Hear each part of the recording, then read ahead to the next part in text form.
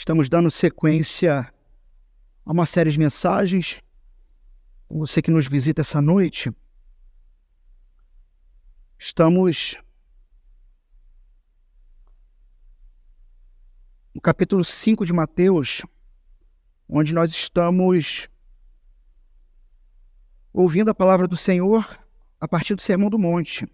E hoje é o verso 33.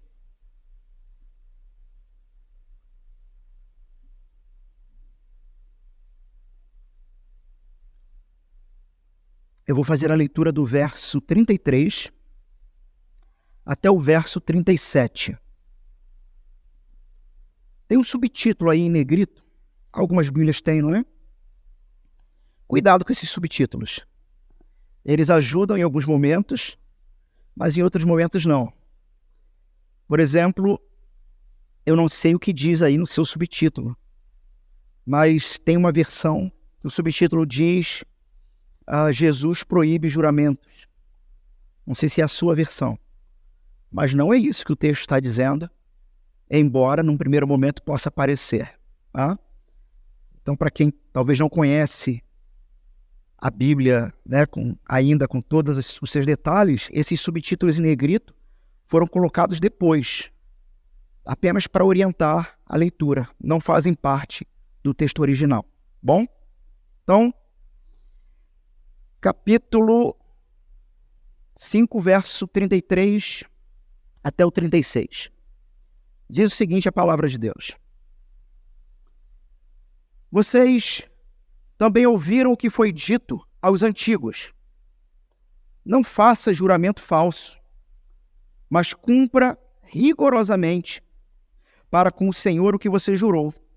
Eu, porém, lhes digo, não jurem de modo nenhum, nem pelo céu, nem por seu trono, nem pelo céu, por ser o trono de Deus, nem pela terra, por ser estrado dos seus pés, nem por Jerusalém, por ser a cidade do grande rei. Não jure pela sua cabeça, porque você não pode fazer com que um só cabelo fique branco ou preto. Que a palavra de vocês seja sim, sim, não, não. O que passar disso vem do maligno. Amém. Podem assentar.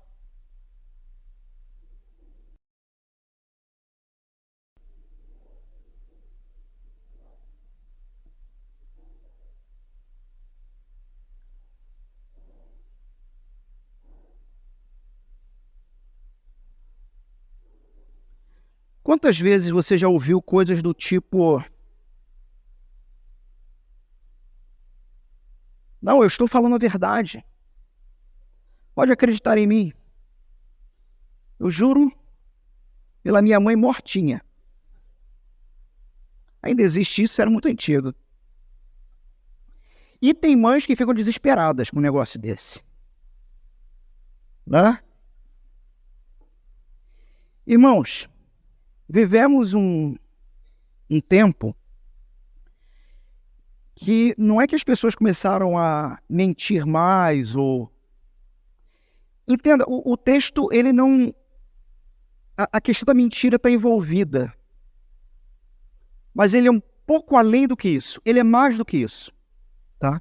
Nós vamos ver isso no texto. Ele é mais do que isso. Mas me parece que hoje, eu já falei alguma coisa parecida em outra pregação.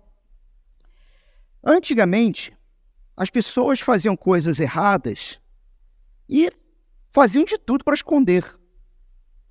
Hoje, parece que o orgulho e a alegria do indivíduo é mostrar realmente que ele foi desonesto em alguma coisa. Termo que se tornou muito famoso, né? Desde as penúltimas eleições americanas, né? Fake news. É só uma gourmetização de mentira. Né? Percebemos uma necessidade constante de assinaturas, de comprovantes, de, documentações, assinatura eletrônica, e pega foto, o cara crachá, e tem que conferir mesmo se esse cara é a pessoa que diz que está assinando o que é. E de uma certa forma, a partir de uma cosmovisão cristã, você ter esse tipo de prática entre os não cristãos normal. De fato, natural. A palavra de Deus diz que não existe um muro neutro entre o reino de Deus e o reino de Satanás, e o império das trevas. Sabe aquelas pessoas, já ouviu coisa assim? Não, eu não estou nem do lado nem do outro, eu estou em cima do muro. Mas não avisaram para o sujeito que o muro é das trevas, né? Não há meio termo.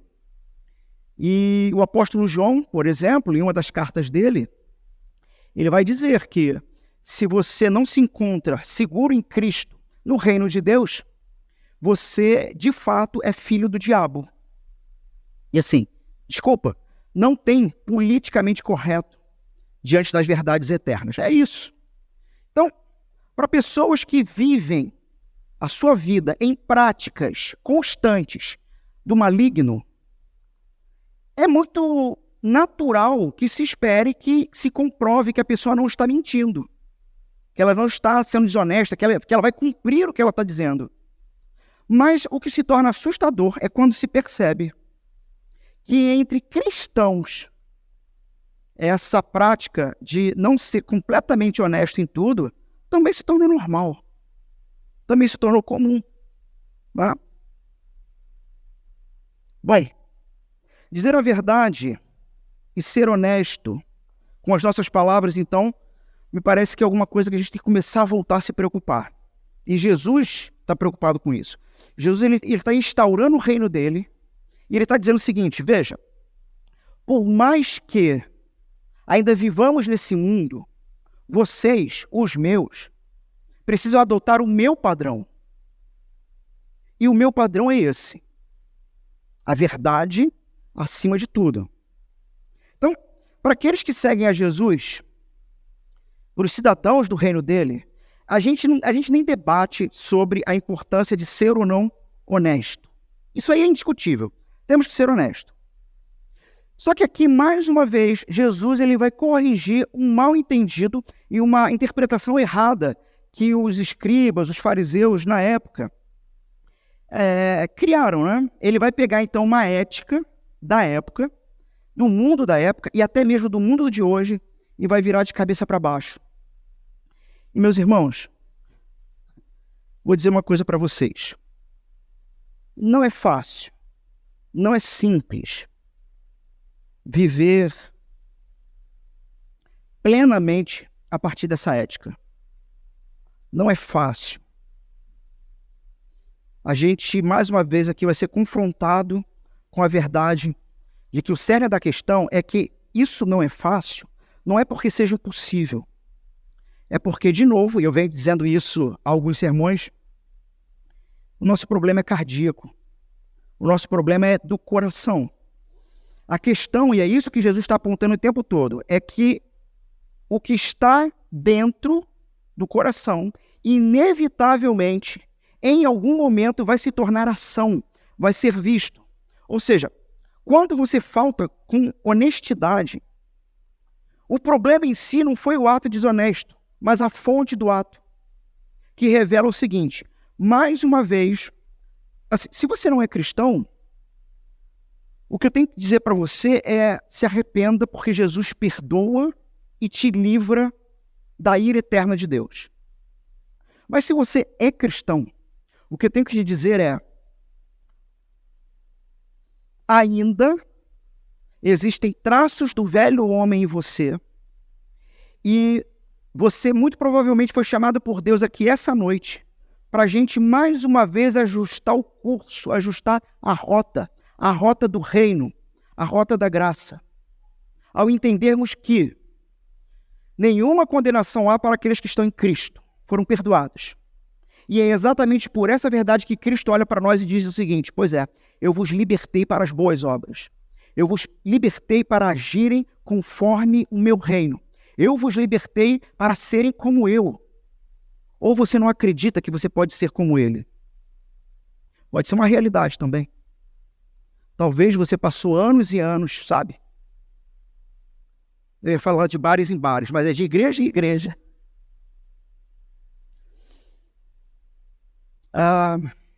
Apenas recebendo confete.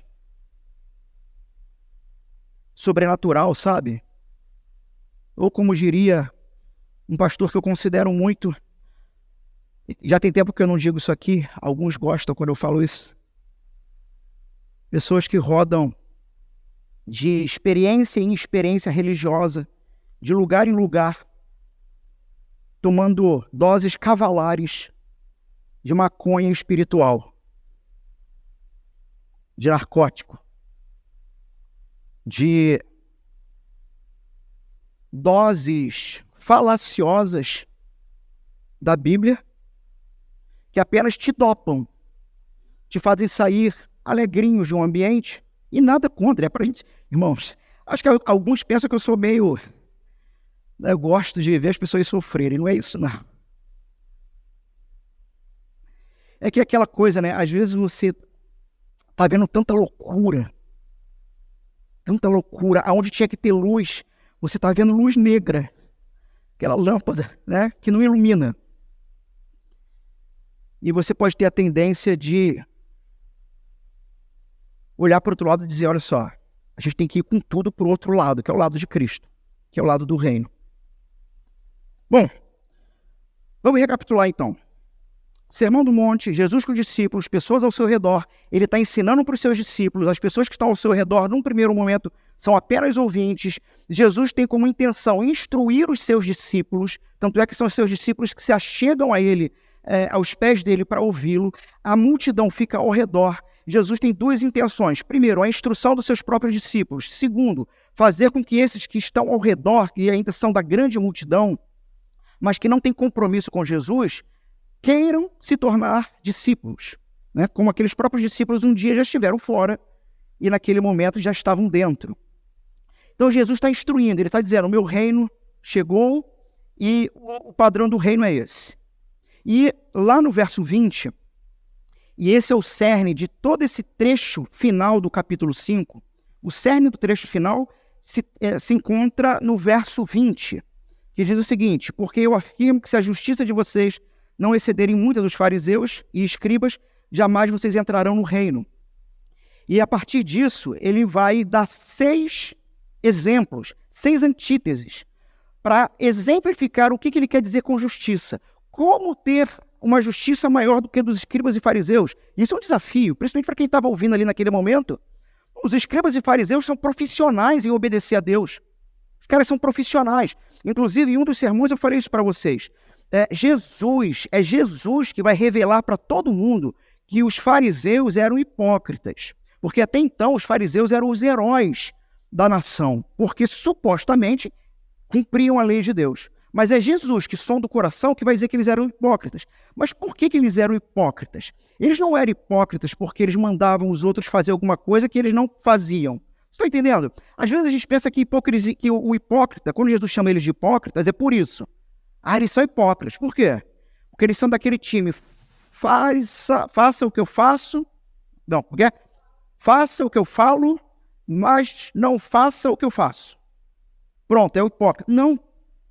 Não era esse o caso deles. Vocês entenderam? Acho que eu embolei o negócio. Mas vocês entenderam. Não era esse o caso deles.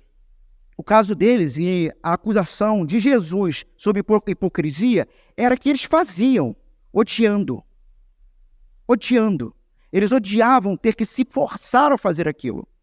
Jesus, então, vem virando toda a ética religiosa da época de cabeça para baixo. Onde a palavra grega aqui para justiça, que Jesus está utilizando, uma justiça maior do que eles, como que eu vou ter uma justiça maior do que eles para entrar no reino? E Jesus vai começar a deixar isso claro, porque a justiça que é maior do que eles é sim cumprir a vontade de Deus, mas primeiro no coração. Primeiro no coração. E a ideia de justiça ali, uma tradução mais literal, seria uma verdadeira bondade interior. Muito bem. Qual a ideia principal, então, aqui? Sabendo que Deus vê as nossas palavras e ações, devemos falar a verdade, ao invés de nos abstermos dela. Ou seja, sermos honestos e transparentes. É importante aqui a gente não perder o contexto histórico aqui. Em que momento Jesus está falando isso? Por que ele está falando isso? Vamos lá. Primeiro, Jesus está falando numa situação em que os mestres da lei dominavam as pessoas exatamente porque eles eram os bambambãs, porque eles eram os caras admirados por todos. Então, eles conseguiam dominar e manobrar todos conforme a vontade deles.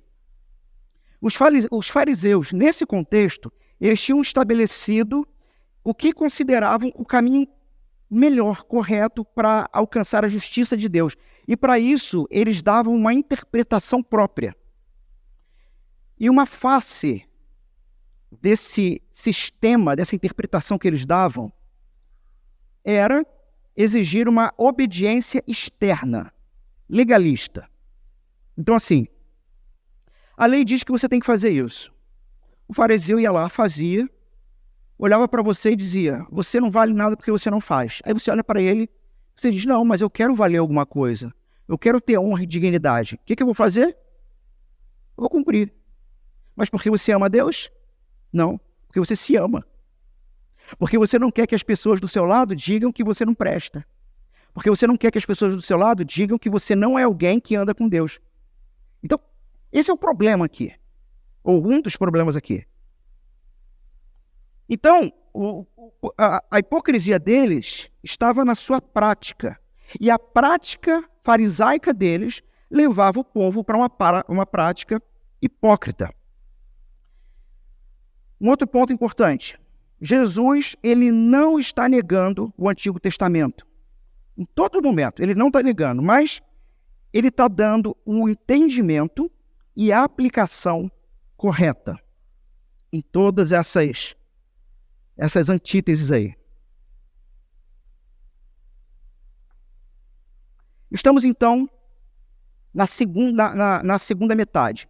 Jesus dá 6 antíteses. Falamos das 3 primeiras. Lembram quais são? Estão com a Bíblia aberta?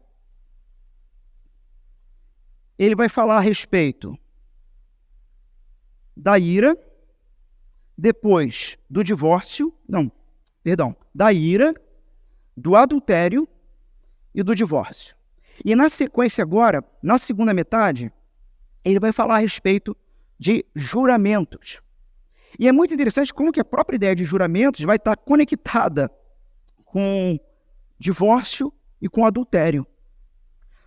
Mas aqui também tem uma mensagem própria.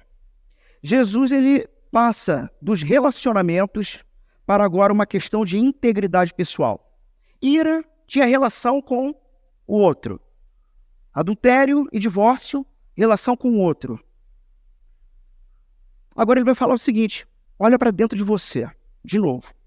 E o problema agora vai ser só com você. Tem a relação com o outro na questão da honestidade, mas o problema é contigo. Vamos lá.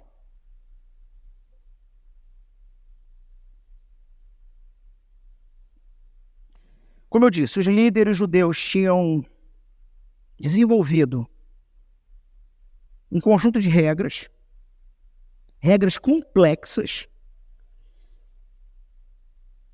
E qual era o pressuposto?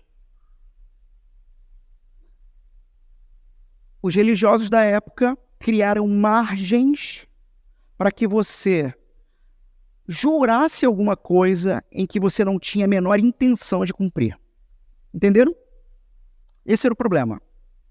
Eles criaram margens para inverdades, desenvolveram um sistema para criar brecha na lei, para que eles pudessem falar o que eles quisessem. Jesus, então, ele está lidando com lacunas verbais. Os fariseus, os saduceus, os escribas, nesse ponto, eles eram o que a gente poderia chamar de raposa velha, né? Espertos. Então é assim, a lei diz isso, só que eu não quero cumprir isso, porque o meu coração não deseja isso. Então eu vou procurar um caminho para me desviar disso aí. E Jesus aqui, ele vai resolver essa situação. Então, com a tua Bíblia aberta, nós vamos dividir o texto em 3 blocos, tá bom? Verso 33 primeiro. Jesus aponta a tradição. Jesus sempre começa apontando a tradição. Qual é a tradição? Cumpra seus juramentos. Verso 33. E aí do verso 34 ao 36, Jesus, ele vai para além do cumpra os seus juramentos. Ele vai dizer o seguinte, você tem que entender que no meu reino e a partir de mim, você precisa ter uma relação correta com o que você diz. Você precisa ter uma relação correta com a verdade. Porque tudo o que você diz é testemunhado por Deus. Do verso 34 ao 36. E por fim, Jesus vai dar a solução definitiva. Verso 37. Qual é a solução? Deixe o seu sim ser sim. E deixe o seu não ser não. Por conta própria. Porque tudo o que você diz deve ser verdadeiro e bom. Então assim, Jesus começa com a tradição. Vocês também ouviram o que foi dito aos judeus, aos antigos. Não faça juramento falso. Meus irmãos, essa frase, não faça juramento falso, juramentos falsos, a tradução dela está correta, tá? Mas ela também tem uma outra inclinação, ela tem uma outra percepção. Porque quando nós lemos assim, não faça juramentos falsos, o que você entende? Não minta. Não é isso? Simplesmente não fale o que você vai fazer. Só que a frase no grego, ela também pode ser entendida assim. Não quebre seu juramento, sua promessa, mas cumpra. Perceberam a diferença? Uma coisa é, não jure. Outra coisa é, não quebre. Ou seja, não é que não seja para jurar. É que se você jurar, você tem que cumprir. Perceberam a diferença aqui? Sim. Mas rigorosamente, mas cumpra rigorosamente para com o Senhor o que você jurou. Então, a declaração de Jesus aqui, meus irmãos, ela, diferente das outras, ela não é uma citação direta do Antigo Testamento, mas ela resume um material vasto. Vou pedir para alguns irmãos lerem a Bíblia para nos ajudar. Vamos lá? Eu só não vou dar doce para quem abrir mais rápido. Êxodo 20, capítulo 20, verso 7. Um irmão vai ler para a gente. Outro irmão vai ler Levítico 19, verso 12. Um outro irmão, Números, capítulo 30, verso 2. E por último, Deuteronômio, capítulo 23, verso 21 a 23.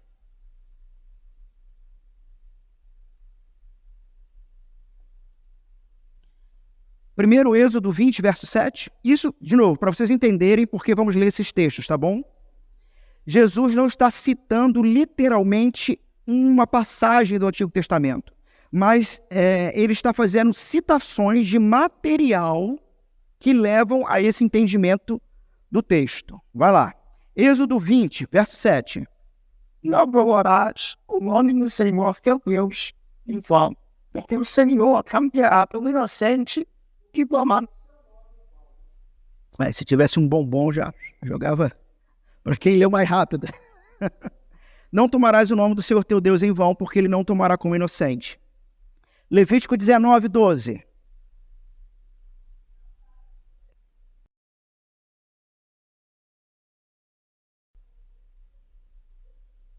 Não faça juramento falso em meu nome, pois vocês estarão profanando o nome do Senhor. Números, capítulo 30, verso 2.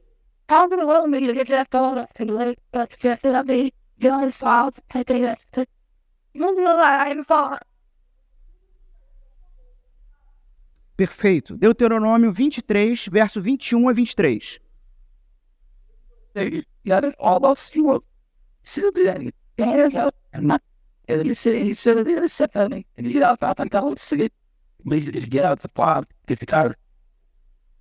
Se for eles, ou já logo que não será ficado, mas podem ser desfeitos. Eles falaram então se diz. Então vocês percebam que a questão de votos e juramentos sempre foi encorajado, sempre foi incentivado. O problema não é o voto e o juramento. Por exemplo, mais um texto aqui, de encorajamento de voto, Deuteronômio 10, 20. Temam o Senhor, o seu Deus, e sirvam-no. Apeguem-se a ele e façam os seus juramentos somente em nome dele. Então, eles não foram apenas incentivados a fazer votos, o povo de Deus, votos e juramentos, mas eram incentivados a fazerem em nome de Deus. E o que está em jogo aqui é o seguinte, nos textos que foram lidos. Colocou o nome de Deus, irmão, agora tu vai ter que cumprir. Então, num primeiro momento, essa era a lei e a regra no Antigo Testamento. Colocou o nome de Deus, você vai ter que cumprir. Tá? Outro texto aqui, Jeremias 12, 16 e 17, vai dizer que ter que jurar pelo nome de Deus é um sinal de graça. Vocês sabiam disso? Já tinham visto? Tinha essa percepção? Que é o próprio Deus que dá liberdade para o povo dele jurar no nome dele e que isso é manifestação da graça dele. Veja, Jeremias 12, 16 e 17. E acontecerá que, eu estou lendo na versão NVI esse texto, tá? Só porque é uma versão mais leve para a igreja. E acontecerá que, se aprenderem diligentemente os caminhos do meu povo, jurarem pelo meu nome, tão certo como vive o Senhor, assim como ensinaram o meu povo a jurar por Baal, então eles serão edificados no meio do meu povo. O que ele está dizendo?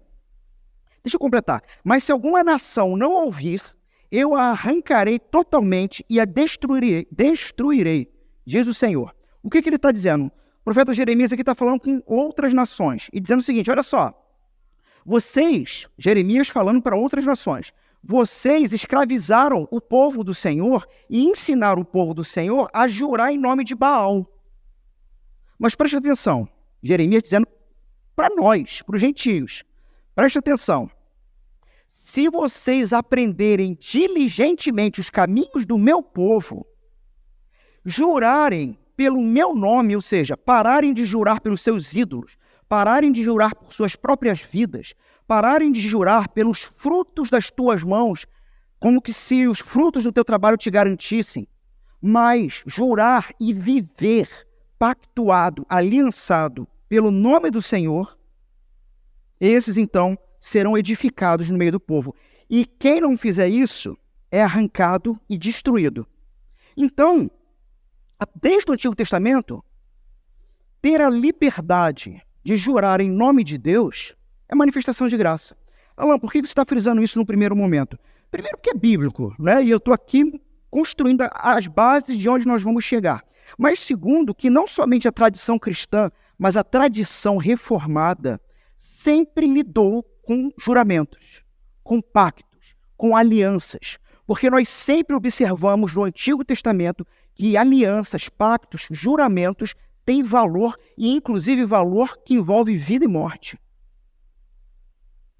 Não é à toa que quando você vai se casar, você é levado a anunciar uma jura, um pacto. Não é à toa que quando você vai passar por batismo ou vai se tornar membro de uma igreja, você é trazido à frente, diante de todos, e você anuncia um pacto de aliança diante de Deus com o povo de Deus. Então, jurar em nome de Deus, tanto no Antigo Testamento quanto aqui na época de Jesus, não era apenas presumido. Vamos presumir que... Não, era encorajado. Era encorajado. Tanto, assim, para ganhar tempo, eu não coloquei os textos, não vamos ler, mas eu posso depois passar para vocês uma miríade de textos no Novo Testamento de juramentos. O próprio Cristo, que teve que dar o testemunho sobre o juramento no seu julgamento de morte. Né? O apóstolo Paulo, vários momentos diferentes, e outros textos. Ou seja, você vê isso acontecendo. É interessante, eu não vou lembrar agora qual foi o autor, que ele vai dizer o seguinte. Eu me lembro mais ou menos o texto, Hebreus capítulo 6. Eu acho que era o verso 13. Isso eu não coloquei aqui por escrito. Eu acho que era o verso 13. Mas Hebreus capítulo 6, falando sobre essa ideia de juramento, em que o próprio Deus jura. E eu me lembro de um autor dizer o seguinte, você vai ter momentos que Deus jura pelo próprio nome dele. Você pergunta por quê? Porque não existe outro nome superior do qual a garantia do que vai acontecer. Entenderam o ponto? Então, afinal de contas, o que está em jogo aqui? Vamos em frente. Vamos em frente. Como é possível isso, de você ser encorajado ao juramento, diante do próximo verso?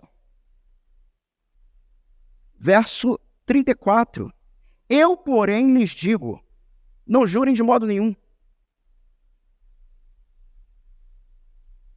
Qual é a grande questão aqui? Irmãos, nós temos aqui um dos pronunciamentos mais contundentes de Jesus, tá? Especialmente à luz do fato de que essa prestação de contas por juramentos no povo de Deus continuou. O grande ponto que Jesus está abordando aqui, na sua palavra, é uma questão de honestidade e sinceridade. Por quê? Porque o objetivo de qualquer juramento é, a partir da base desse juramento, do que você está usando, né?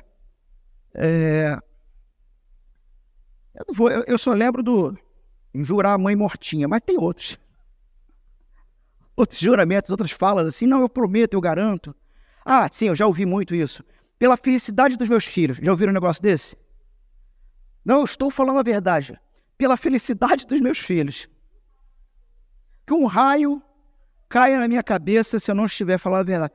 Pior que o pessoal diz que o raio não cai 2 vezes no mesmo lugar, mas essas últimas tempestades aí, eu vi um vídeo que ele caiu 7 vezes no mesmo lugar. Eu vi um vídeo. Bom, o objetivo, então, é usar esses subterfúgios para obter peso de garantia sobre o que você está falando. O juramento, então, tem como objetivo te dar um lastro de confiança. Eu quero que você confie em mim. E eu vou usar elementos para que você confie em mim. A grande questão é o seguinte, de onde nasce a necessidade do juramento? Porque é aí que Jesus quer chegar. É assim, sabe por que vocês têm que jurar? Você tem 2 problemas aqui. Primeiro, por que vocês têm que jurar? Há um pressuposto aqui. Onde nasce isso? Essa necessidade. Mas a segunda coisa, e é isso que Jesus vai tratar, é que no meu reino, isso não vai mais precisar acontecer.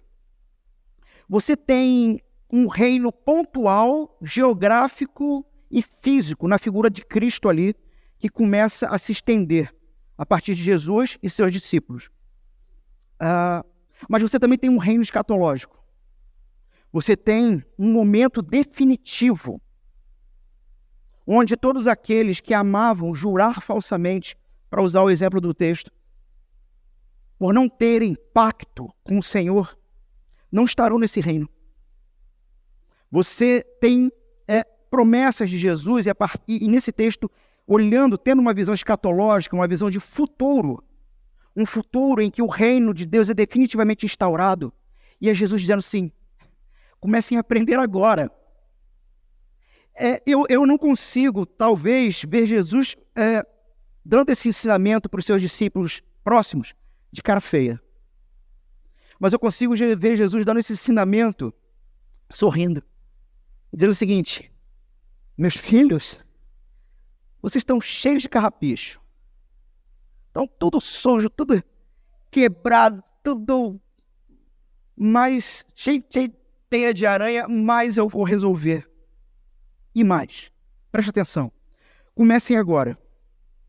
Vai ter muita dificuldade, mas comece agora, entendendo que o meu reino não é desse mundo, e nós vamos transformar esse mundo, porque haverá novo céu e nova terra. Há uma linha de escatológica que diz que o mundo vai ser destruído, e na minha percepção não é uma interpretação bíblica, é uma interpretação de vozes das cabeças da Record, sei lá, com a sua novela de Apocalipse. Vozes estranhas, sabe? Haverá novo céu e nova terra. Haverá um reino instaurado. E nesse reino instaurado, cara, ninguém mais vai precisar duvidar do que você fala. Por isso que você não vai precisar jurar. Esse é o ponto. Só que enquanto vivemos num mundo caído, enquanto vivemos aqui, há um pressuposto. Essa necessidade nasce de uma desconexão da humanidade com o Criador. Gênesis capítulo 3, eu falo isso o tempo inteiro, e muitos de vocês já percebem que já gravaram, isso é ótimo. Gênesis capítulo 3 explica o planeta. Gênesis capítulo 3 explica a sua vida, as nossas vidas.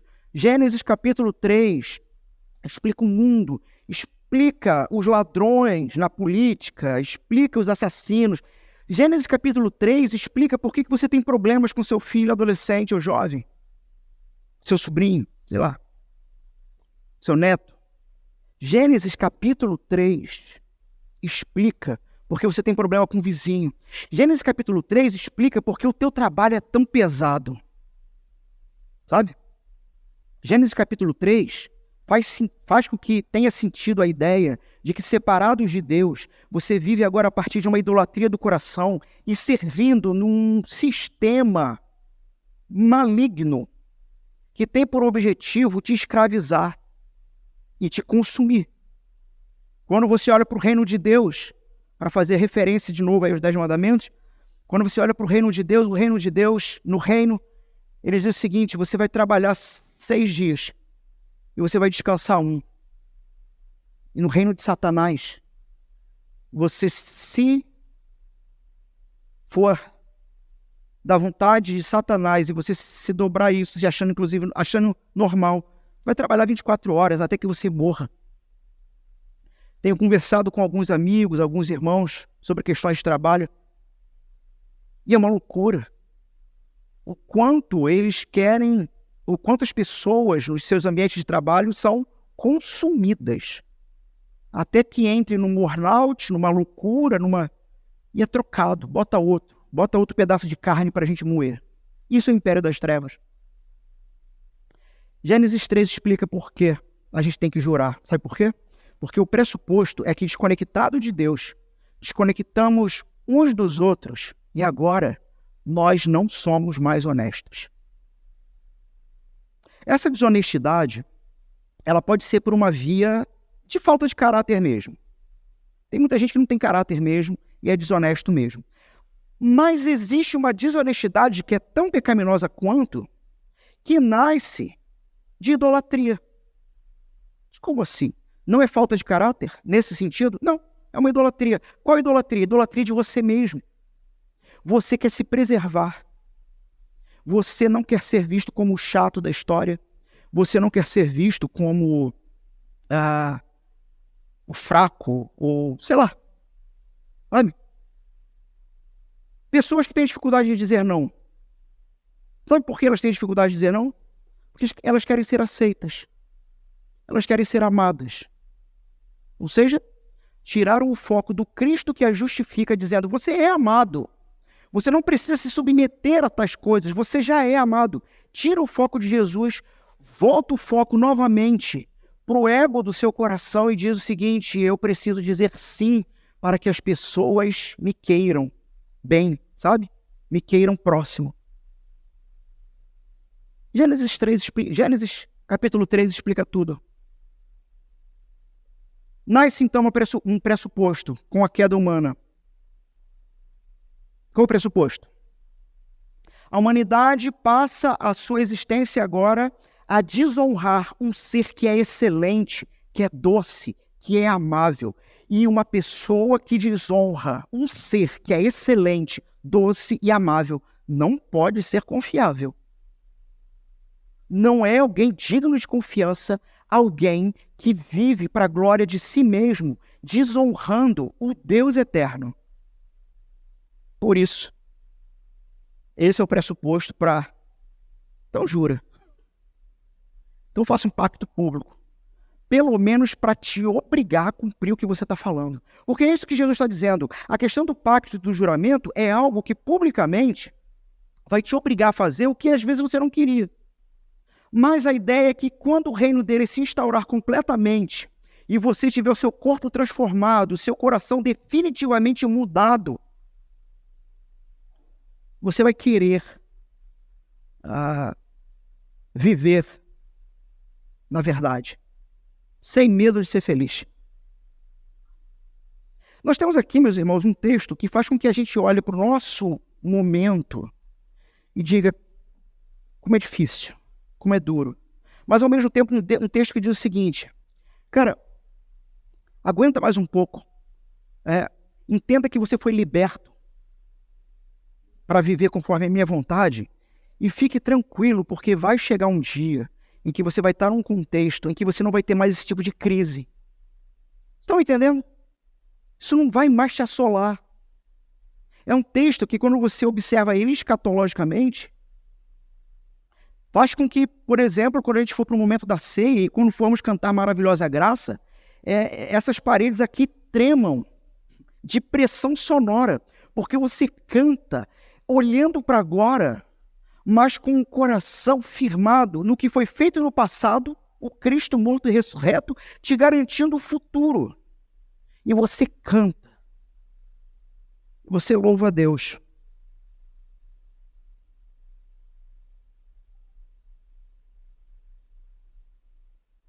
Jesus, então, ele vai nos versos 34 e 36 trabalhar a seguinte lógica. Olha o que estava acontecendo. Olha como é que os rabinos, os fariseus, os escribas manipularam o negócio. E aí Jesus está criticando isso. Você dizer que vai fazer uma coisa que no fundo, tu não tem intenção, não. É disso que Jesus está falando. Ah, fulano, você vai na festa? Vou. Sabe? Você não tem a menor intenção. Mas tu diz que vai. É você falar qualquer coisa para ganhar tempo. Tem que ganhar tempo. Tem que ganhar tempo, tem que ver melhor. Ou é aquela coisa assim, você não quer se comprometer porque você pensa assim, se eu ficar na pista, eu estou para negócio. Se eu disser que vou, pode ser que eu perca alguma coisa melhor. Então, assim, eu preciso ganhar tempo. E eu falo qualquer coisa. Então, Jesus está condenando esse tipo de coisa. Ele está condenando esse sistema. E como que os caras ludibriavam isso? É simples. Lemos vários textos ali que se você jurar em nome de Deus, você tem que cumprir, não é? Como que eu saio dessa? Eu juro pelo céu. Não, eu juro pelo céu. Eu juro pela terra. Eu juro por Jerusalém. Então, você tem aqui céu, terra, Jerusalém, eu juro por mim mesmo, pela minha própria cabeça, pela minha própria vida. Você tem aqui elementos de exemplos que Jesus está usando para dizer o seguinte, vejam o que vocês estão fazendo. Vocês estão ludibriando, vocês estão vivendo inverdades, mentiras, vocês estão enganando pessoas ao seu redor e vocês estão usando como garantia coisas que vocês acham que está tudo bem. E no fim das contas, o resumo do verso 34 a 36 seria o seguinte, irmão, diante de Deus, por qualquer coisa que você jure, você vai ter que fazer, mesmo não falando o nome dele claramente, porque tudo está diante dele. Fez sentido para vocês? Tudo está diante dele. Qual era a ideia dos fariseus na época? Não, olha só. Fulano ali, a filha dele está chegando na idade de casar, mas ela não é tão bonita não. Só que ele veio falar comigo. O casamento tá arranjado, né? E eu deixei ele bem tranquilo, porque eu jurei por Jerusalém que eu vou me casar com ela. Aqui eu estou dando só um exemplo, tá bom, irmãos? Para vocês entenderem o ponto. Porque se ele jura em nome de Deus, ele se sente compelido, agora eu vou ter que cumprir. Mas jurei por Jerusalém. E qual é a ideia de Jesus? Irmão, por qualquer coisa que você diga, não é o elemento de base que você está usando para ter veracidade que importa. É o fato de que tudo pertence a Deus. Tudo está diante de Deus.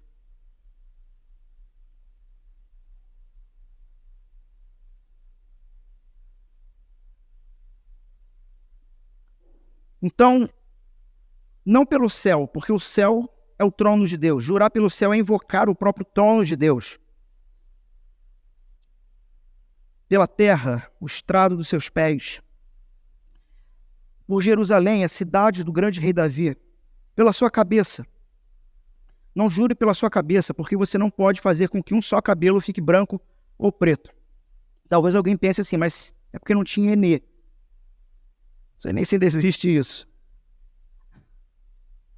A ideia aqui de que você não pode fazer com que um só cabelo fique branco ou preto é a ideia de que nós não podemos... Você tem uma ideia aqui de finitude, né? É mais ou menos o seguinte, nem a sua vida é sua. Cabelos brancos é uma referência à sabedoria. Você sozinho não vai obter. E cabelos negros é uma referência à força da juventude. Ou seja, você não tem controle sobre nada, você não tem controle sobre você. Você não é garantia de nada. Então, a primeira coisa, faça sabendo o que está fazendo diante de Deus e afirmando diante de Deus. Os discípulos de Jesus devem ser caracterizados por tal honestidade e integridade que qualquer tipo de juramento é completamente desnecessário para acrescentar credibilidade às suas palavras. Entenderam o ponto? Eu vou repetir. Os discípulos de Jesus é mais ou menos assim. Eu sei que vai parecer utópico isso, tá? Mas num passado remoto, isso não era tão utópico assim, não. Tipo, seu Manel da Vendinha abriu uma folha de fiado só para crente. Porque sabe que ele vai honrar. O cachaceiro, não. Tá? Você chegar para comprar um carro, um apartamento, um bem qualquer, e aquilo que você declara, no momento em que você diz, eu sou servo do Senhor, filho de Deus em Cristo. E aqui, irmãos, eu não estou usando de demagogia, tá? Eu não estou dizendo que isso aí deveria ser uma cartada. Não, eu estou falando de um cenário que Jesus está dizendo. O crente é tão honesto e tão verdadeiro que não há sombra de desconfiança de nada do que ele fala. De absolutamente nada. Você não fica com medo dele. Você não tem medo dele. Você sabe que ele não está tramando para te derrubar na curva, porque ele é de Jesus. É isso que Jesus está falando. Esse é o contexto. Eu vou ler de novo a frase.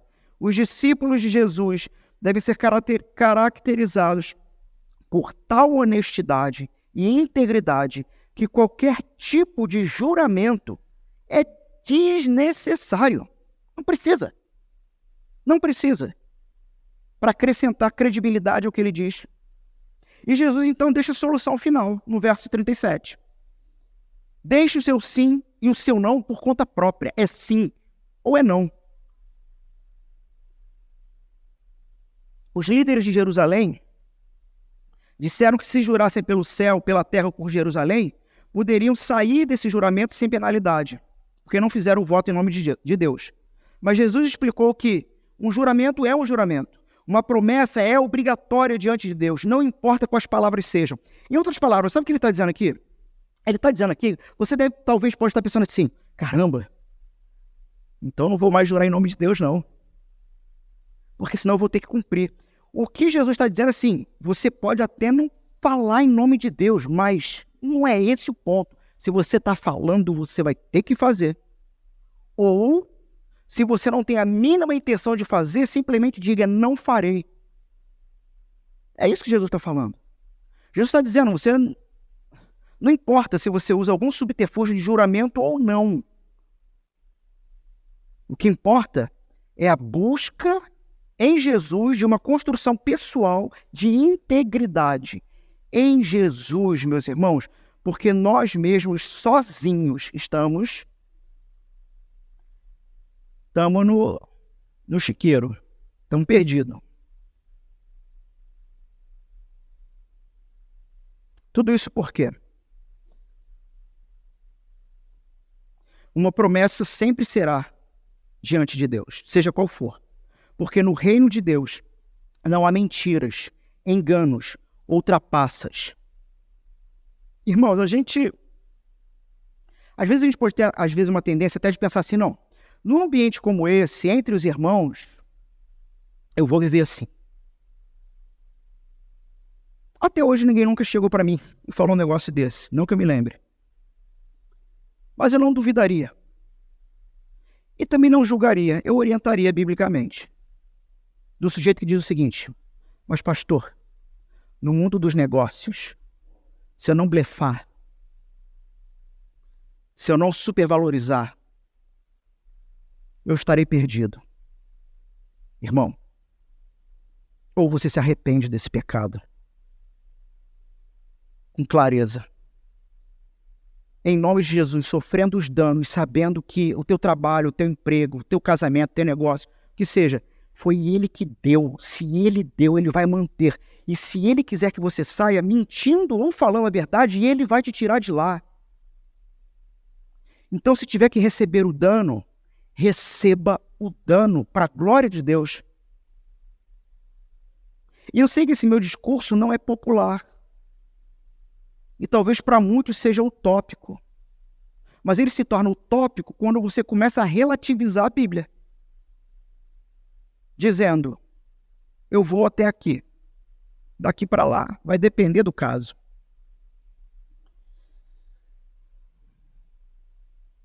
O padrão, então, do reino de Deus é que da sua boca, tudo que sai é verdade.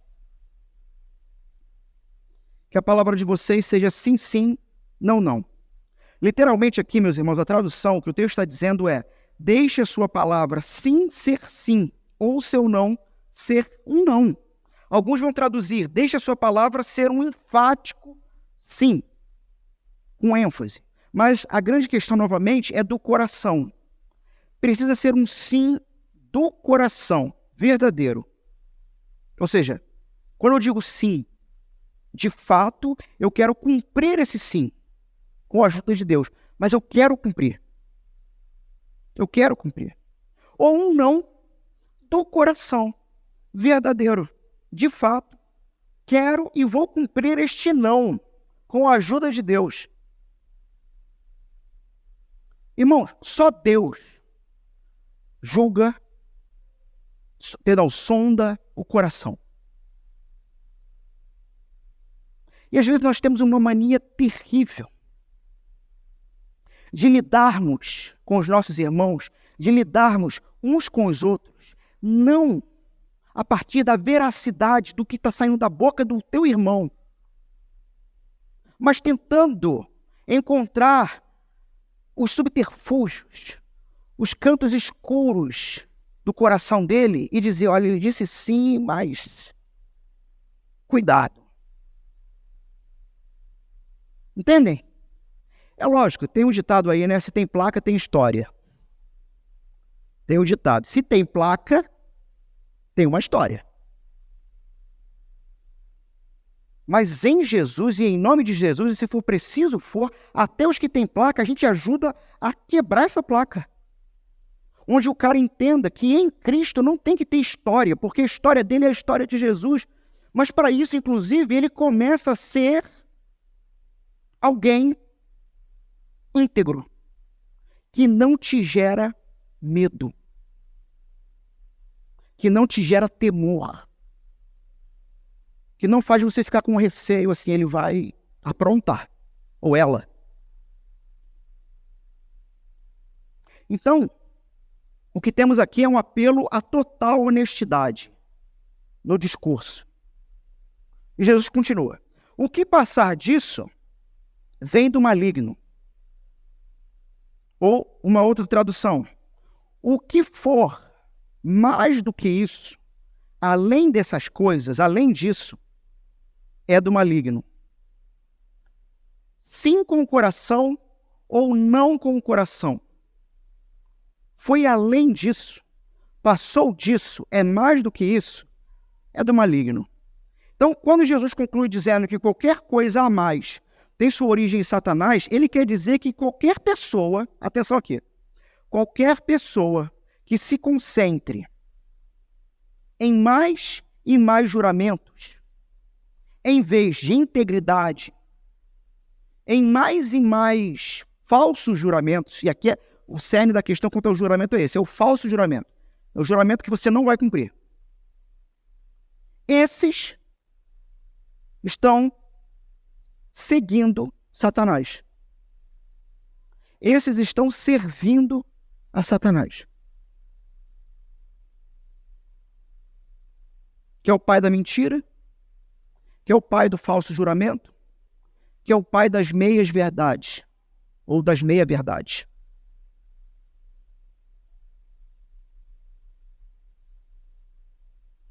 E, meus irmãos, nós entramos aqui num ponto do sermão, o texto foi exposto. O texto é esse. Nós entramos num ponto do sermão em que agora é que o bicho pega. Vamos aplicar.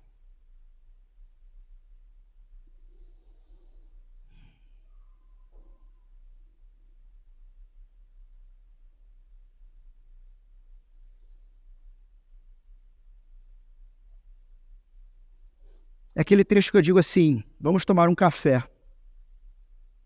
Alguns aqui já me ouviram falar isso, né? O que é? O que é o momento do sermão, vamos tomar um café?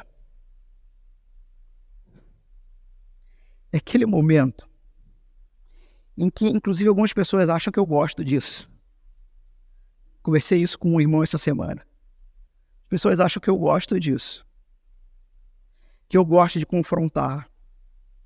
Que eu gosto de expor. Que eu gosto de enfim. Que eu gosto de ver as pessoas desconcertadas. Gente, se eu não estivesse fazendo isso aqui, crendo que é a palavra de Jesus e que é a aplicação de Jesus na vida de vocês, não valeria a pena, não. Não valeria a pena. Como eu já disse aqui uma vez, eu estou pregando para as ovelhas que Deus me confiou. Então importa para mim muito mais a Deus do que os seus sentimentos. Então, como eu estou pregando para as ovelhas que Deus me confiou, saibam que eu não estou ou não vou jogar palavras para o ar. Eu sou pastor de vocês. Eu estou alimentando vocês essa noite com a palavra. Então, eu estou falando com você. Eu só não vou falar o seu nome alto. Sabe, para ninguém acusar o pastor está jogando. Não estou jogando, estou falando do teu pecado. Estou falando de você. Eu só não vou dizer teu nome. Porque eu entendo que a palavra do Senhor faz a ferida e cura. Eu falei isso no domingo retrasado, ou foi passado, se eu não me engano.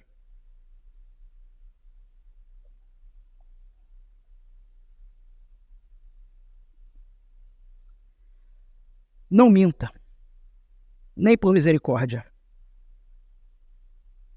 Porque isso não é misericórdia. Isso é proteção de si mesmo, utilizando armas malignas. Falar a verdade em amor, fale a verdade em amor e sinceridade. Se é sim, é sim. Se é não, é não.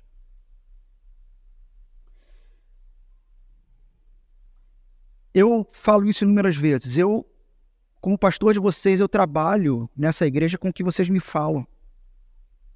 Eu evito ao máximo fazer o papel de Deus, embora meu coração corrupto e caído às vezes falhe. Eu já disse isso, não sei se foi aqui, não foi uma reunião de um grupo, mas eu sei que eu já disse isso. Que, como todos vocês, eu julgo. Como todos vocês. Não sou melhor do que ninguém. E o meu julgamento não é justo. Por quê? Porque eu não sou Deus. Porque eu não conheço toda a história. Porque eu não sei tudo o que houve para se chegar até ali. Então, meu julgamento, ele tem grandes chances de ser injusto. Grande chance. Por isso que eu prefiro sempre trabalhar com o que você me diz. E não tentar ficar adivinhando o que vai no teu coração. E é por isso que eu sempre digo, Se você disser sim para mim, você pode dizer não para alguma coisa que a igreja precise, para um trabalho, para uma... Sabe? Por exemplo, equipe de manutenção da igreja. Você pode dizer não. Se houver um pedido, um convite, você é livre para isso. Você pode dizer não para mim para qualquer coisa. De verdade, irmãos, eu não vou. Deus vai prover. Mas, meu irmão, se tu disser sim, eu vou cobrar. Porque você disse sim. Vou fazer. Vou participar. Vou doar. Vou me empenhar. Vou realizar. E é injusto isso da minha parte. Quando a gente olha para a palavra de Deus e percebe, é sim ou não. A não ser que você esteja dando um sim para ganhar tempo.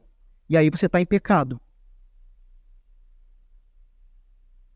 Irmãos, não deem sim para a obra de Deus, mas na prática oferecem um serviço de esmola.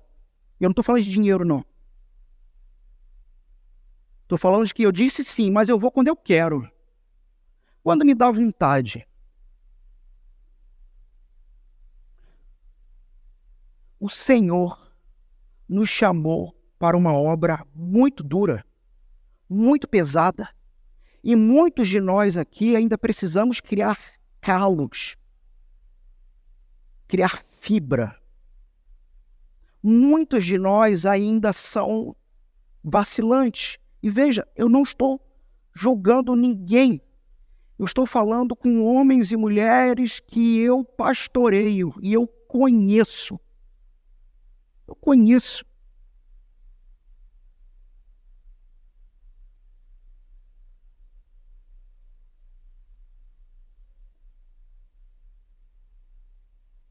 Eu não vou levantar algumas questões, até por conta de tempo. Mas pense nas áreas de serviço, sabe? Música, recepção, hospitalidade, trabalho com crianças, manutenção do imóvel local. Quantas vezes não fica pesado apenas para um grupo pequeno?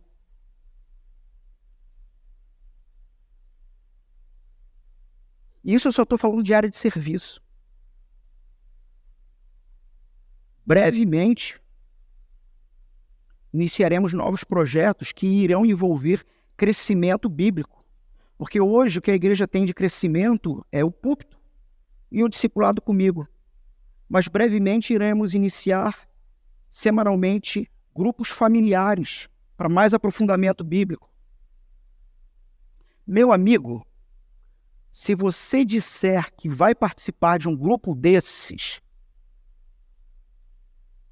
biblicamente e institucionalmente, ou seja, como igreja presbiteriana, e eu perceber que você ludibriou, que você só disse sim, mas não está ligando para aquilo, não vou te bater não, calma.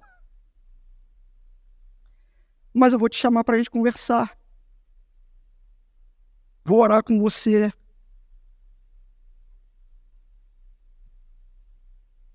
Porque se é sim, é sim. É lógico, irmãos, existem casos, né, que fogem da nossa possibilidade. Não é disso que eu estou falando.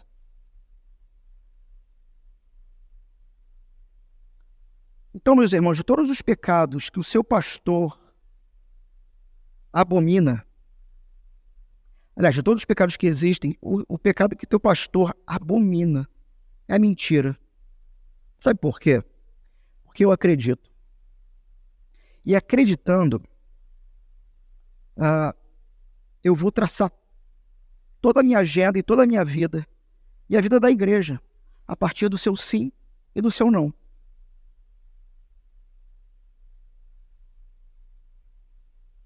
E se vocês mentem ou omitem, vocês irão me prejudicar e se prejudicar diante de Deus. A busca da autoproteção junto com as armas da mentira, ou seja, um sim que você não queria dar, mas deu, é fruto de um coração que ainda não descansa na graça. É fruto de gente, eu falei isso já em outros sermões, alguns anos atrás. É fruto ainda de pessoas que não perceberam que estão vivendo conforme os padrões da Babilônia. Lembram-se disso? Quando pregamos em Gênesis, os que estavam aqui na época? E eu disse o seguinte: você quer saber se você está ou não na Babilônia? Vivendo segundo os padrões da Babilônia? É simples. Quando alguém te pergunta como você está, se a tua resposta for uma correria, Babilônia. Porque no reino não tem correria. No reino tem um Deus ordeiro, de providência, que cuida e ainda manda você descansar. Não tem correria no reino de Deus.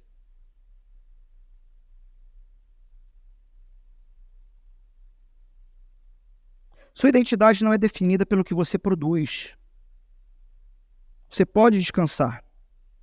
Quem define quem você é e te corrige, veja, é o próprio Senhor.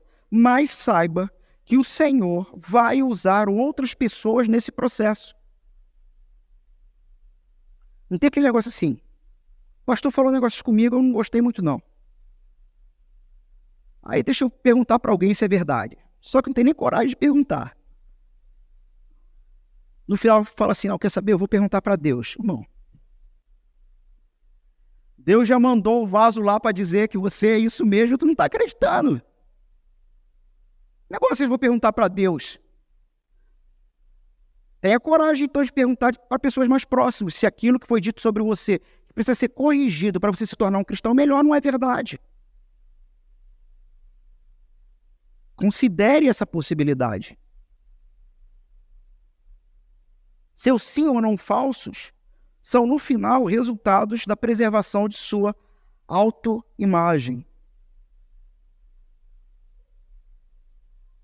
Meus irmãos, eu sei que muitos de vocês querem falar a verdade para mim, ou gostariam de falar. Eu sei disso, mas eu sei também que talvez lhes falte coragem, não é mau caratismo. Falta coragem. Você ainda está apegado a algumas coisas de autopreservação. Irmão, vocês já pararam para pensar? Eu nem sei quantos somos aqui essa noite. Mas, olhando para o grupo da nossa igreja, nós estamos na base ali das 80 pessoas, alguma coisa assim. Vocês já pararam para pensar que o pastor de vocês, ele é simplesmente observado e julgado por 80 pessoas todos os dias, 12 meses do ano? Mas, meus irmãos, isso só é possível porque eu desisti de me defender, porque é Jesus que me justifica. Eu desisti. E o meu papel é ensinar vocês a mesma coisa. Aprendam que é Jesus quem justifica vocês. Existem certas coisas que vocês não precisam nem se explicar. É só se arrepender e deixar. Até porque quando você começa a explicar demais é porque você não quer se arrepender, você ainda quer ter razão. E veja, se você me chamar e dizer: pastor, eu acho que você errou aqui, aqui, aqui. Irmão, eu vou ponderar, eu vou ouvir. E chegar na conclusão que o irmão está certo, eu vou dizer: o irmão está certo, eu tenho que resolver isso aqui. Isso aqui eu não fiz bem, não. Mas eu percebo uma dificuldade terrível em muitos irmãos de também passarem pelo crivo dessa autorreflexão.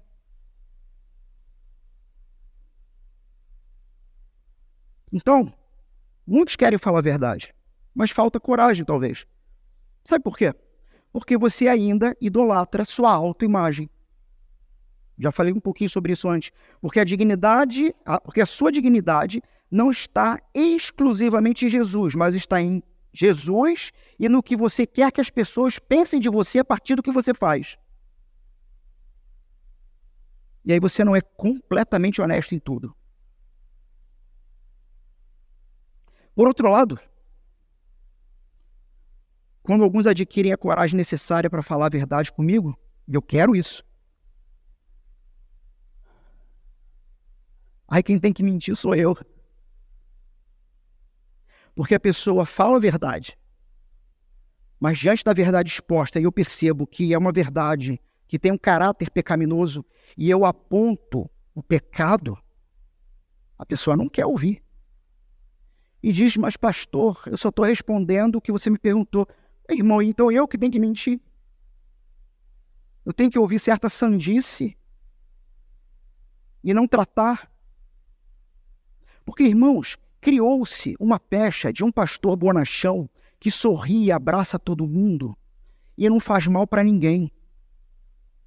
E deixa eu falar uma coisa para vocês, eu não sou bonzinho. Muitos já sabem. Eu não sou bonzinho. Eu até queria ser.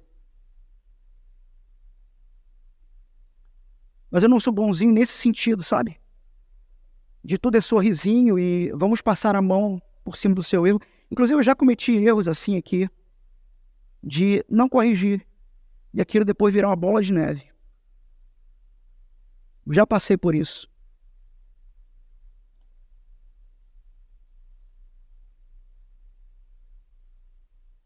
Me parece. E aqui, aos visitantes, eu me permito essa licença, né? Porque eu estou falando com as ovelhas da igreja. Inclusive, se você busca um lugar para ser apacentado e levado ao amadurecimento bíblico, talvez possa considerar se o que está sendo dito vale a pena para você. Creio que sim. Mas talvez você se aproximou dessa igreja e ficou exatamente porque você percebeu que eu não iria fingir, que eu não iria amaciar o seu ego. Talvez você tenha percebido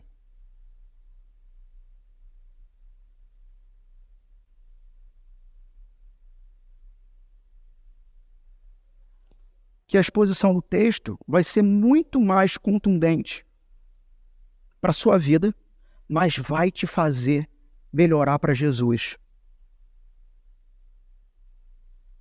Só que, em determinados momentos, quando chega a hora desse embate, e eu vejo como um embate espiritual, tá? Que é um coração, ou corações, para usar o plural, que ainda se apegam a quem eles querem ser,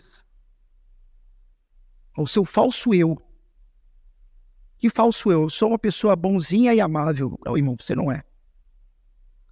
Se fosse possível, se botasse no telão, quem fala isso é Paul Washer, pastor batista reformado, se botasse no telão o que se passou na tua cabeça nas últimas 4 horas do dia, não é o que tu fez, é o que você pensou. Você coraria de vergonha e sairia correndo e nunca mais voltaria.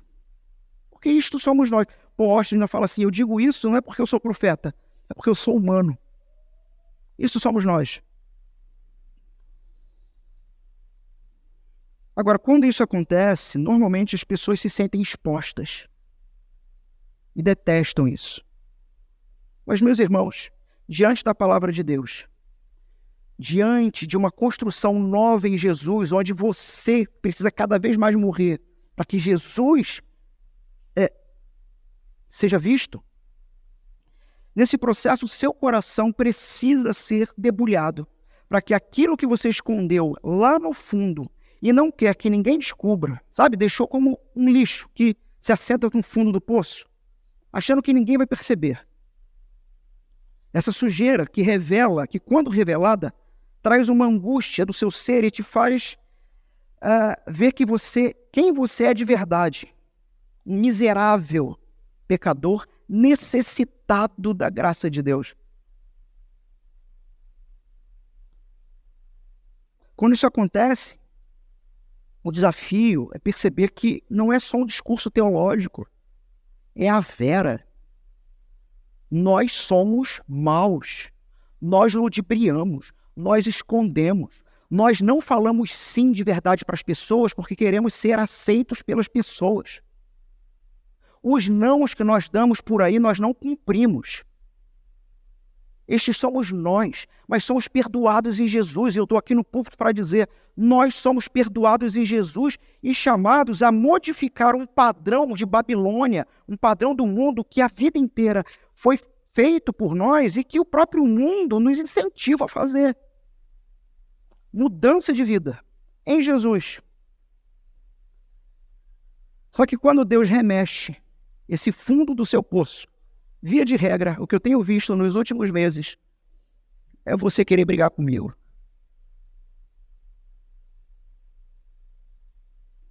E se você não tem a mínima ideia do que eu estou falando, de novo, meus irmãos, lembrando, estou falando com as ovelhas que o Senhor me confiou.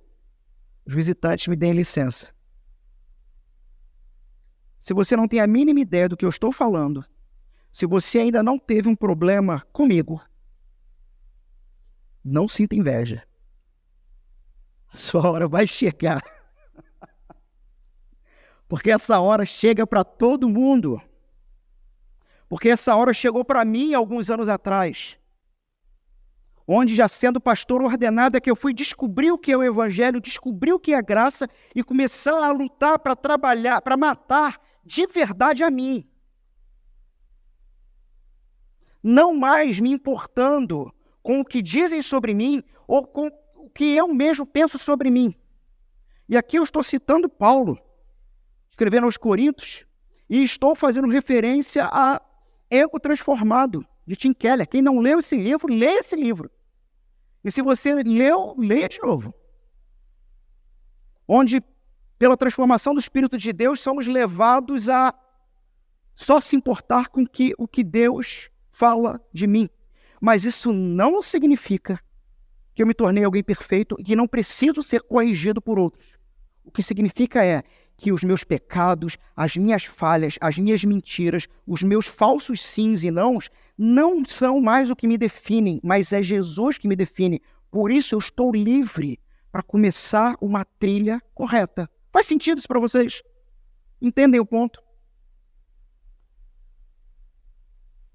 A hora chega para todo mundo. A questão é como nós vamos lidar com isso juntos. Como nós vamos lidar com isso juntos? Porque nessa igreja, quando essa hora chega, essa hora não chega para você ir embora. Essa hora chega para você ser transformado pelo poder de Deus. E eu também. E eu também. Meus irmãos, Deus está plantando neste lugar uma igreja que, para a glória dele, vai lutar para ser uma igreja de verdadeiros sims e nãos. Uma igreja de verdade, uma igreja com gente de verdade. Não é, meus irmãos, uma igreja evangélica da Globo, do teatro, onde tudo é perfeito.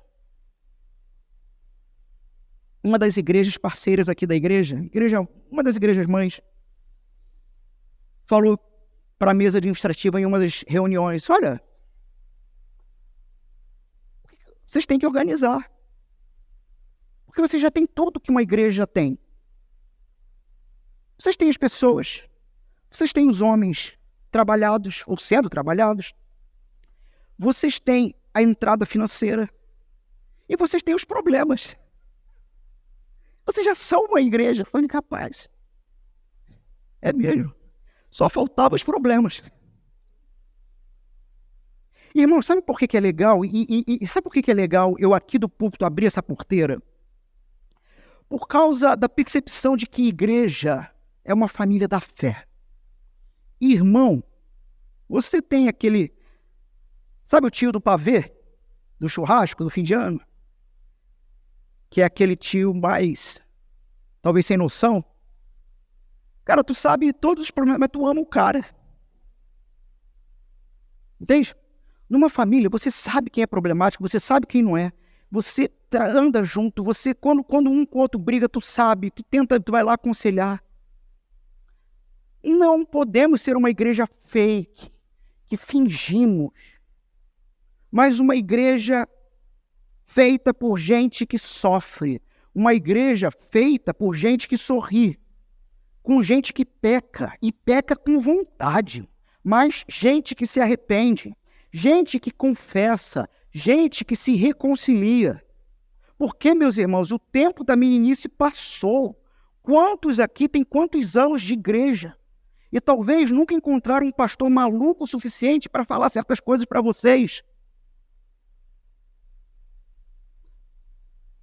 Deus está nos chamando para o tempo da maturidade e da fé robusta. Deus está nos chamando para sermos homens e mulheres que não se abalam mais por críticas, mas que reconhecem o seu pecado e deixa. Agora, se não é nada disso que vocês, desta igreja, querem, é melhor eu ir vender churros, porque eu vou ganhar muito mais. Porque as ovelhas do Senhor, não minhas, do Senhor, eu sou apenas o cão pastor. O pastor é ele. Eu sou o cachorro, que o pastor assovia e diz, pega, eu vou lá e pego.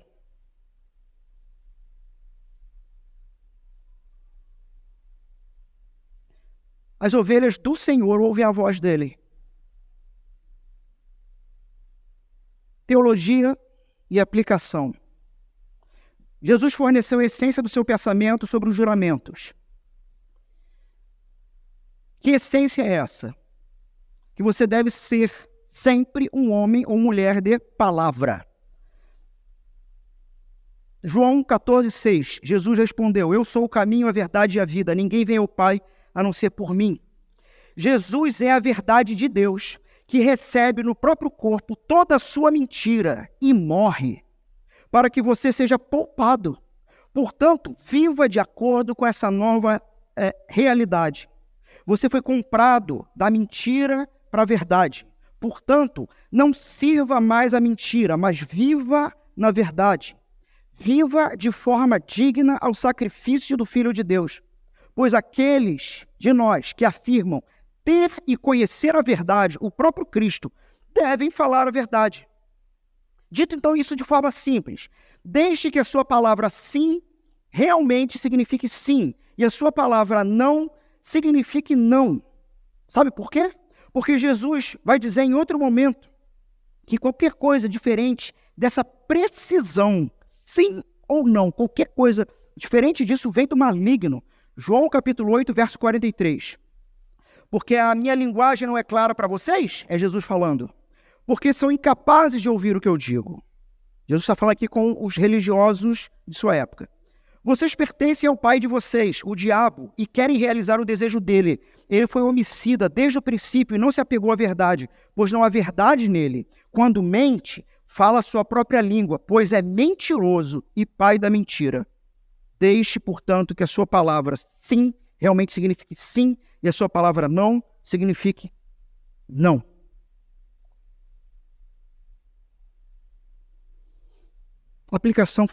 Aplicações finais aqui.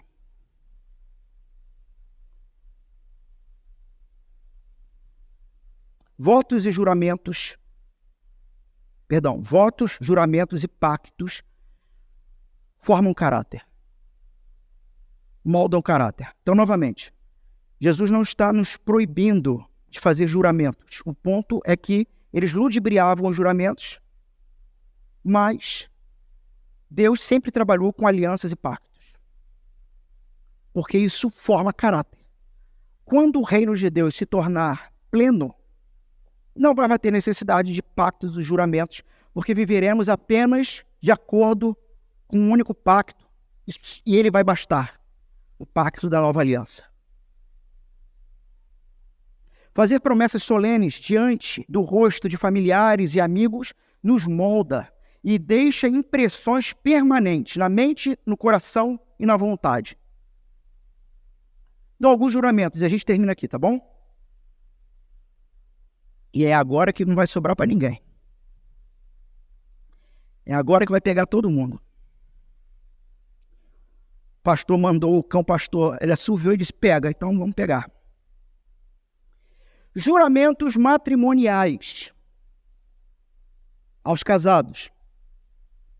Vocês, os casados, vocês todos juraram, vocês disseram sim com a ajuda de Deus. Vocês disseram isso. Vocês disseram sim com a ajuda de Deus. Disseram sim para o quê? Juraram o quê? Diante de Deus e diante de testemunhas. Vocês juraram viverem juntos, segundo os mandamentos de Deus no santo estado do matrimônio. Vocês juraram isso. Vocês juraram se consagrarem um com o outro em amor e honra. Vocês prometeram isso diante de Deus.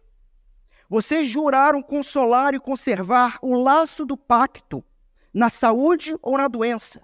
Vocês juraram guardarem-se somente um para o outro. Vocês prometeram isso. Vocês prometeram que na felicidade ou na doença, na riqueza ou na pobreza, você prometeu que você iria amá-la e iria querê-la até que a morte te separasse dela. E para isso, você empenhou, você colocou como fiador a sua própria honra. Sabe o que significa isso?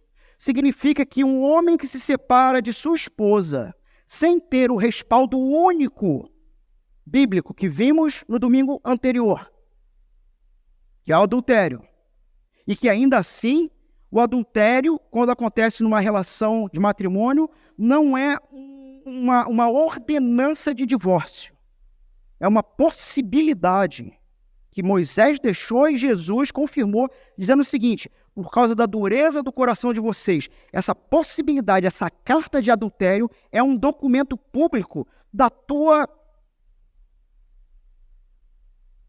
incompetência. É um outdoor. Essa é a ideia da carta de divórcio. Por causa da dureza do coração, tá bom, bota um outdoor, tá? E você é um fracassado. Por quê? Porque um homem que se separa de sua esposa sem ter o respaldo do único motivo bíblico possível é alguém que perdeu a sua honra, porque a sua honra foi posta como fiador desse pacto. Uma mulher que se separa do seu marido sem ter o respaldo do único motivo bíblico possível é alguém sem honra, porque ela e a sua honra, ela pôs a sua honra como um garantidor dessa aliança. Não é isso que a gente faz quando casa? Você promete isso, com a ajuda de Deus, pela minha honra? Sim. Então, quando você se separa, por meninice, por criancice, por incompatibilidade de gênios, primeiro tinha que tomar uma surra na igreja. E aí, física. Física. Lógico. Infelizmente, não temos essa liberdade, né? Temos policiais que irão nos enquadrar. A lei não permite. Mas o ponto é que é alguém que perdeu a honra, porque botou ela como fiador. É tipo, o cara vai comprar uma casa e precisa de um fiador. Aí ele não paga. Quem paga? O fiador. Se eu vou me casar e ponho minha honra como penhor e eu descaso, o que eu perco? A honra. Se não tivesse sido pela única exceção bíblica possível.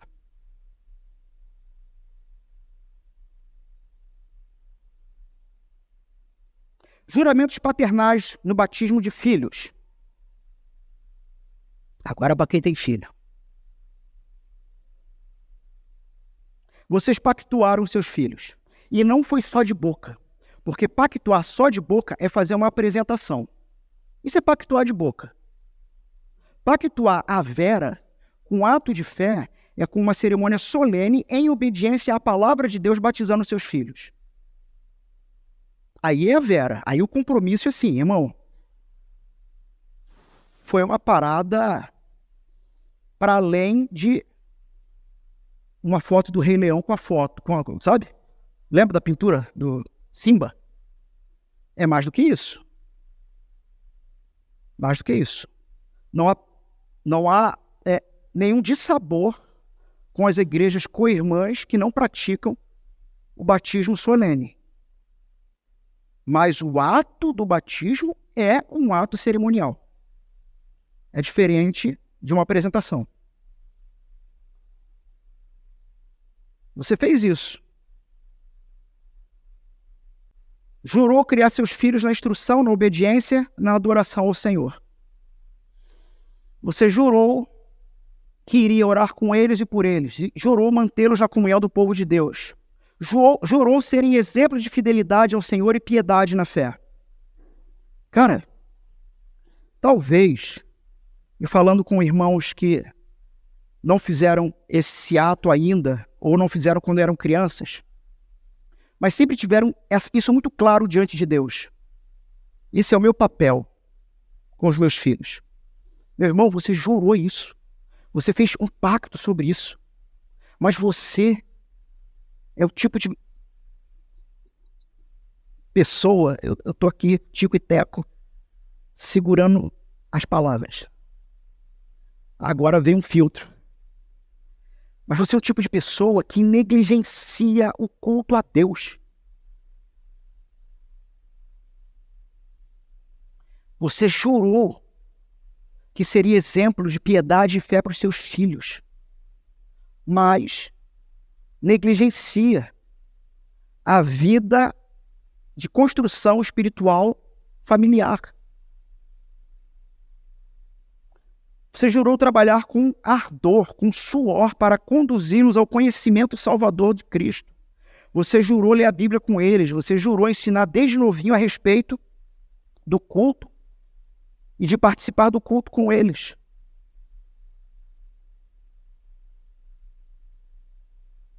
Eu sei que às vezes não dá vontade de fazer, mas você tem que lembrar para a sua jura, para o seu pacto, para o seu sim. E mais, no batismo das crianças, a gente também perguntou para a comunidade, para a igreja. E vocês, igreja, veja, nesse momento eu pegando cada um assim, né? Estou falando contigo. Vocês prometeram, olha o que vocês prometeram quando batizamos aqui, e quando batizamos em outros momentos também. Orar pelos pais, enquanto criam os seus filhos na fé. Qual foi a última vez que você intencionalmente se lembrou dos pais com filhos menores aqui nesta igreja para intencionalmente interceder ao Senhor por eles? Você prometeu que ia fazer isso. Você faz isso? Você prometeu. Você disse sim.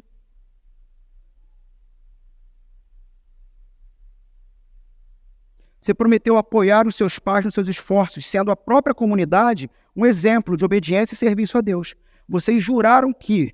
Olha o que vocês juraram. Olha o que vocês juraram quando batizamos os menores aqui. Vocês juraram que caso esses pais negligenciem a tarefa dada por Deus, vocês iriam repreendê-los e corrigi-los com humildade e amor. Vocês estão atentos aos pais de crianças menores desta igreja, se eles estão negligenciando o pacto que prometeram? Ou vocês acham que isso é só trabalho do pastor? Não é.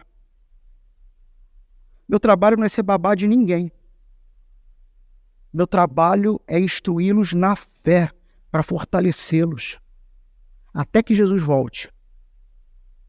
Efésios capítulo 4. Depois você lê.